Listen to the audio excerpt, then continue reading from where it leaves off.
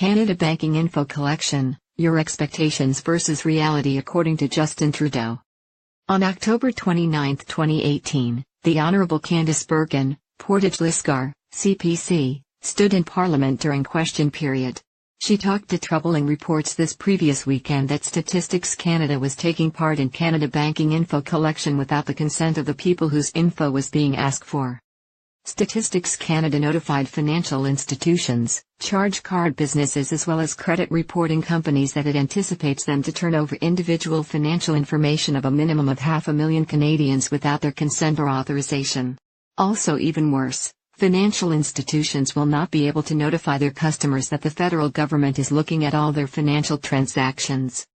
The noticeable issue is that with a lengthy history of federal government personal privacy violations, Canadians are appropriately stressed over both the collection as well as the security of their individual economic deals. Ms. Bergen needed to know why the Liberals are accumulating the individual information of Canada without telling them.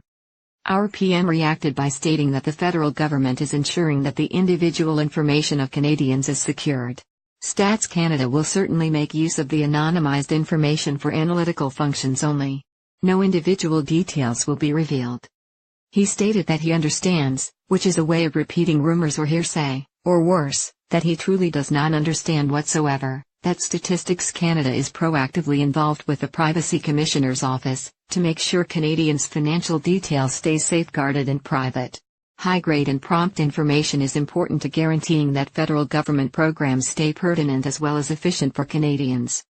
Ms. Bergen responded that the Liberal federal government's strategies to access the individual details of Canadians without their knowing about it or permission. This consists of individual details like payments, internet purchases, charge card purchases, cash money withdrawals and e-transfers between members of a family. She wants to know if the Prime Minister will do the right thing and guarantee Canadians that this invasion into their lives will be stopped. Prime Minister Trudeau said to the House of Commons and all Canadians that it was the Conservative federal government that selected to terminate the long-form census as a method of protecting an individual's exclusive info. So our PM is saying that in some way our private financial transactions is a straight substitute for basic analytical demographics? I don't think so. Exactly how can the Prime Minister warrant these activities, which are plainly an offense of Canadians' personal privacy? Prime Minister Justin Trudeau just blabbed more of the same and then blamed the Conservatives for making assaults on information and privacy. Canada Banking Info Collection, the law. The Personal Information Protection and Electronic Documents Act, SC 2000, circa 5, PIPTA, Canada's federal private sector privacy legislation, was specifically amended on the issue of privacy.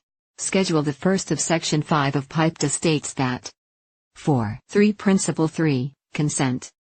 The knowledge and consent of the individual are required for the collection, use, or disclosure of personal information, except where inappropriate.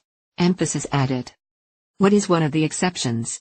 In certain circumstances personal information can be collected, used, or disclosed without the knowledge and consent of the individual. For example, legal, medical, or security reasons may make it impossible or impractical to seek consent. When information is being collected for the detection and prevention of fraud or for law enforcement, seeking the consent of the individual might defeat the purpose of collecting the information. So, looking at the exceptions, this only bolsters my hunch that the real reason for collecting the information is not to evaluate the viability and effectiveness of existing government social programs. Rather, it will be used to evaluate and amend the effectiveness of tax investigation programs and to provide direct new information for Canada Revenue Agency to bolster current and start new investigations. That is why the information is being collected without Canadians' consent to invade their privacy. People may very well have been engaging in tax evasion. I, of course, do not condone it. Criminal charges aside, Canadians who evade taxes and get caught will now have a huge income tax bill to pay and many won't be able to. There will be many high tax debtors who will not be able to afford a voluntary payment with CRA. Such a voluntary payment plan will require you to pay your original income tax debt, plus all penalties and interest, in full to Her Majesty. For those who will not be able to afford such a voluntary payment plan, bankruptcy is definitely not your first option. You would have to look at a debt settlement restructuring proposal as a first choice. Bankruptcy should be your last option. If you have received legal advice that you don't really have a case, or you can't afford to fight it out in court or pay the income tax debt that renders you insolvent, then you need the help of a professional trustee. The Ira Smith team has years of experience of negotiating with CRA on behalf of tax debtors. Call us today for your free consultation. I hope you enjoyed the video. The Ira Smith team is available to help you at any time. We offer sound advice and a solid plan for starting over, starting now, so that you'll be well on your way to a debt-free life in no time. For more information on a no-cost basis, please visit our website or call us. Our website and telephone details are coming right up now. Ow.